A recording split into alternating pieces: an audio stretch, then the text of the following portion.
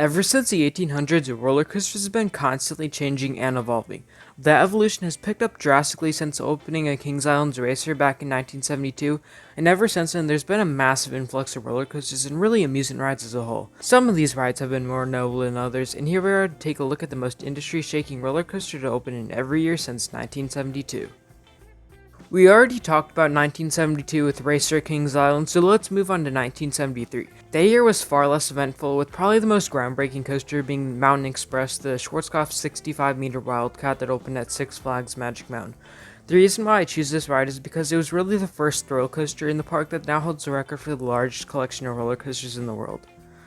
1974 was yet another uneventful year, but I'm going to choose Mariehonen, which opened at Tivoli Gardens. At surface level, it just seems like your average Zero Tivoli, but when you dive deeper down, you realize that it was actually the very first one, which is significant when you realize how successful this model's been. There have been a total of 67 installations, many of which have given smaller parks the addition they needed to get them started. Things really picked up in 1975 when the world's first successful inverting coaster opened at Knott's Berry Farm. This was an air development model that went by the fitting name of Corkscrew. The ride may have closed in 1989, but you can still ride this piece of history as it was luckily relocated to Silverwood Theme Park in Idaho. The year of 1976 saw the world's first vertical loop when one appeared on the Schwarzkopf creation Great American Revolution at Six Flags Magic Mountain. To put into perspective how important this is, just think about it. Almost every single B&M sit-down, floorless, inverted, and stand-up coaster starts with a vertical loop. Great American Revolution was the ride that pioneered it. You might wonder why I didn't put Corkscrew at Cedar Point in this spot. I decided to choose Revolution because it's still a popular, enjoyable ride to this day, thus giving it more impact. Schwarzkopf would be added again when in 1977 they unveiled the shuttle loop model. These were some of the first launch coasters launching riders with the now primitive weight drop system. The model proved successful as in just the first year 3 were built. Those included White Lightning at Carowinds, Tidal Wave at Marriott's Great America in Santa Clara, and King Cobra at King's Dominion. Despite losing the last 2 years to Schwarzkopf, Aero was still on top of the amusement world, and that showed when they opened Loch Ness Monster at Busch Gardens the Old Country, now known as Busch Gardens Williamsburg. Standing 130 feet tall, weaving in and out of the terrain, and of course featuring those interlocking loops, Nessie became an unofficial man-made wonder of the world. It really showed how creative Aero could really be. Moving to 1979, that was the year when the wooden roller coasters was put back in the spotlight with the opening of Beast at Kings Island. They really went for it and managed to make an in-house coaster that broke basically every record in the book while making a top 10 night ride on Earth. I should also mention it as an honorable mention. Junior Gemini opened at Cedar Point in 1979, and it may have just been a kiddie coaster, but it actually was the first coaster built from a company by the name of Intamin Amusement Rides. 1980 was a bit less eventful, with probably the most important coaster being Corkscrew at Alton Towers. The coaster itself wasn't that notable, just your standard Vekoma Corkscrew, but it was the first major roller coaster at Alton Towers, the park that would later become the face of the UK theme park industry. It was also one of the first coasters that Vekoma would utilize Aero's track design on. 1981 brought us Kings Island's Bat. The ride is really a massive failure for Aero development, which I'm sure puts some parks off from buying their rides, keeping the door open for new manufacturers. But about the actual ride, it was one of the first ever inverted roller coasters. The Bat wasn't a complete disaster for Aero though, as just 1 year later in 1982 they opened Viper at Six Flags Darien Lake. Viper broke the inversion record with its 5 inversions, including 2 of them on the very unique Batwing element.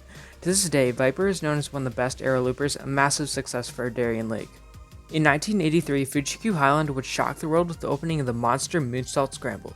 Japanese manufacturer Meisho really went all out with this one, being the first to break the 200-foot barrier while making a ride that hits an absolutely insane 6.5 Gs. That's tied with Zonga for the most Gs on any roller coaster ever. For 1984, the ride that I picked was a little less notable if you're just looking at the ride, but when you dive deeper, you realize that it was actually one of the most important coasters ever. That ride was a Boomerang at Bellewaerde, the first ever Vekoma Boomer, a model that will go on to have 54 installations.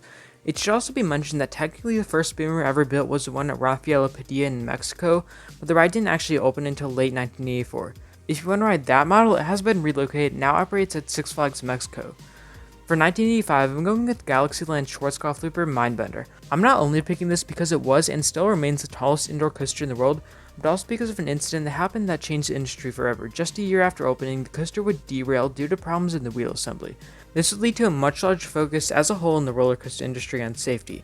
Many parks like to use the phrase, "safety is our number one priority," and who knows if it would be without the Mindbender incident. While the Mindbender accident in 1986 may have changed the industry forever, there weren't many new coasters that year that could say the same.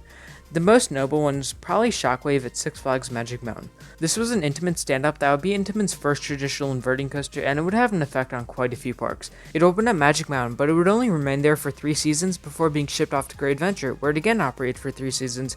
Then it was shipped to Astroworld, where the name was changed to Batman the Escape, and then after Astroworld closed, the ride was shipped to Darien Lake, where it would never be constructed. Moving on to 1987, that year brought us Vortex at Kings Island.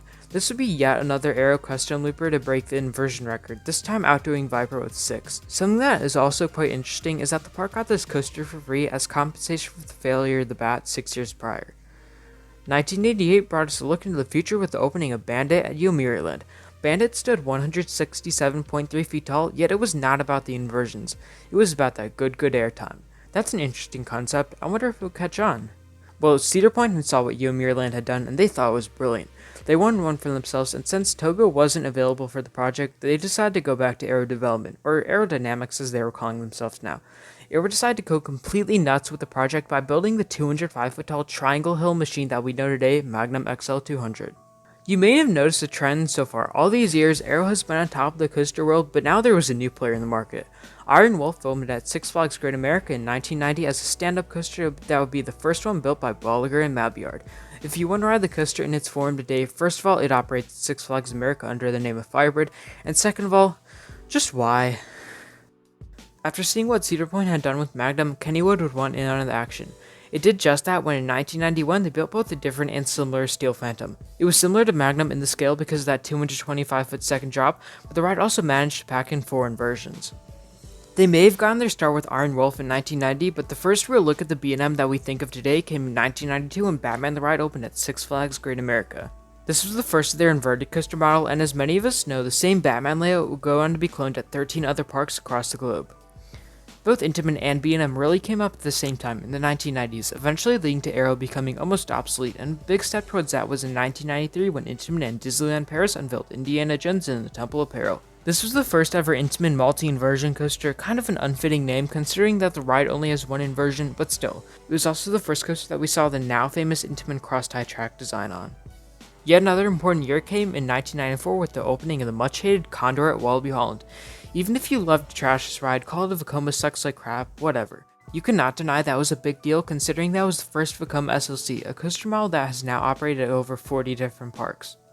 There wasn't a whole lot in 1995 in terms of groundbreaking coasters, but there was a coaster that broke the inversion record. That was the B&M sit-down looper Dragon Con with its 8. Moving to 1996, it can't be other than Wildcat.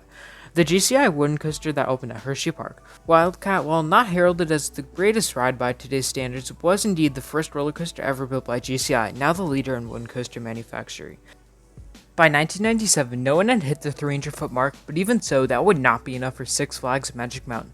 They decided to go all out by opening the 415-foot tall twin-track Superman the Escape. Now you could say that it basically never reaches that 415 feet, but RCDB says that's how tall it is, so of course I'm gonna hype it up. But not only was it the first ride to break both the 300 and 400 foot barrier, it was also the first ride to hit 100 miles per hour. Sure, it takes 7 seconds to get there, but you have to remember that this was the first launch that Intamin ever did. 100 miles an hour on their first try. People always complain about how new B&M is nothing compared to 1990s B&M, mainly because of their newer, less forceful models like the dive coaster. Well, I'm not sure that everyone realizes that the first dive coaster actually came out in 1998, and that was Oblivion at Alden Towers. It may be a short ride, but it doesn't matter if the GP love it. In 1999, we saw another B&M first, and that was the first B&M Hyper Apollo's Chariot. This has been an extremely successful model with 18 being built and counting. And we all love them, or at least most of us love them. I'm looking at you, Millennium Force Man, for their sustained airtime and enjoyable nature. Anyway, that's about going to wrap up part 1, so stay tuned for part 2 when I reveal whether I choose Son of the Beast or Millennium Force for the year 2000. See ya.